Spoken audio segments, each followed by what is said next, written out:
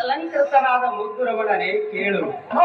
ಪೂರ್ವ ಜನ್ಮದಲ್ಲಿ ಗುರು ಹಿರಿಯರ ಚರಣ ಕಮಲವನ್ನು ಪೂಜಿಸಿರುವ ಪುಣ್ಯ ಫಲದಿಂದ ಆ ಮಹಿಷಾಸುರನೆಂಬ ರಕ್ಕಸನು ನಾಶವಾಗಿ ಹೋದನು. ಈ ನಿನ್ನ ಅರಮನೆಯ ವಾಸಿಗಳಾದ ವಧೂವರ ಮಣಿಗಳೆಲ್ಲರೂ ಸುಖದಿಂದ ಇದ್ದೆವು. ಸುರನಿಕರೆಲ್ಲರೂ ಸಂತೋಷ ಸಾಗರದಲ್ಲಿ ನುಣುಕ್ತರಾಗಿರುವರು. ಈ ನಿಮ್ಮ ವೈಭವಕ್ಕೆ ಈ ತ್ರಿಭುವನದಲ್ಲಿಯೂ ಯಾರು ಸರಿಸಾಟಿ ಇಲ್ಲವಲ್ಲ ಕಾಂತ.